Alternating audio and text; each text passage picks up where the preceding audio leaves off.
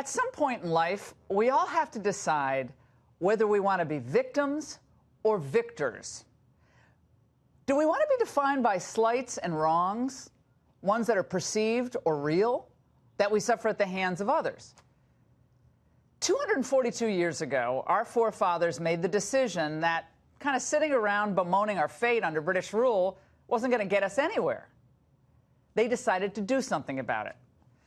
We're a people who chose freedom and liberty, rooted in a sense of virtue over despair and hopelessness. And with courage, sacrifice, and an indomitable spirit and an abiding faith in God, we won our independence and eventually created the greatest country in the world. Powerful forces in today's Democratic Party, though, are at war with that fundamental understanding of the American story. In fact, many think the founding of our country was inherently corrupt and even illegitimate.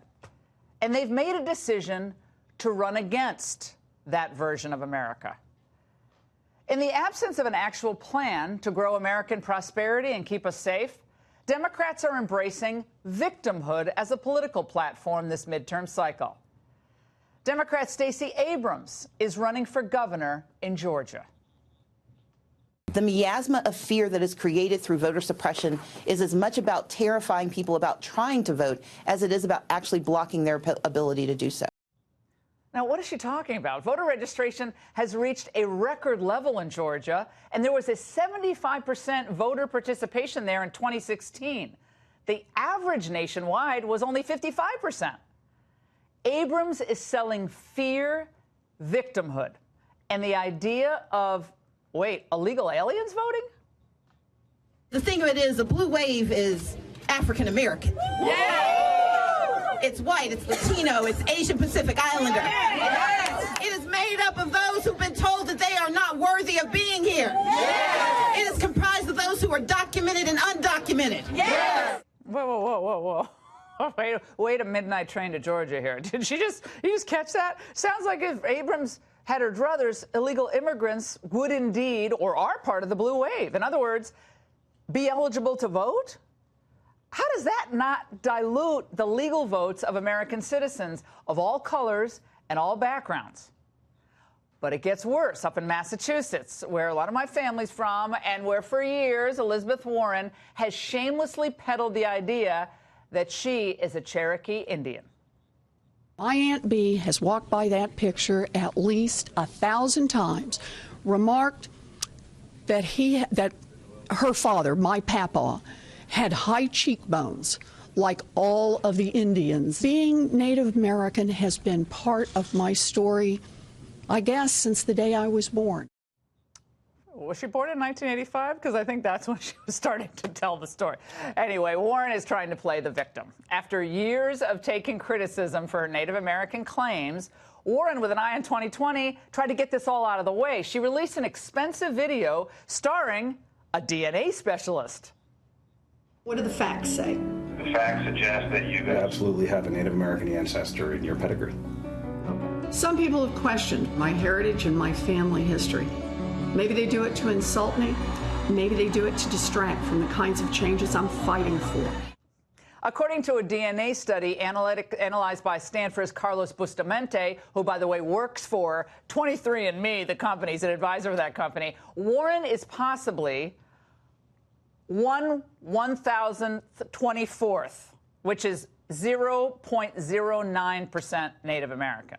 Okay? That's where the scale goes. It goes like from 0.09% to, I don't know, like everybody else. According to the New York Times, scientists say the average European American is 0.18% Native American. So that'd make Warren less Native American than the average European American. Wait a second. Oh, what the heck happened to liberal concerns about cultural appropriation? I guess that's out the window. Warren is kind of a typical Democrat, though, here. She's racially obsessed. And let's face it, that's just easier than being factually informed. And worse, she's willing to scam the system, in this case, play an Indian to get a boost professionally or, in this case, politically. And to add insult to injury, her DNA specialist, Carlos Bustamante, flatly admitted that he didn't even use Native American samples for the test. Seriously?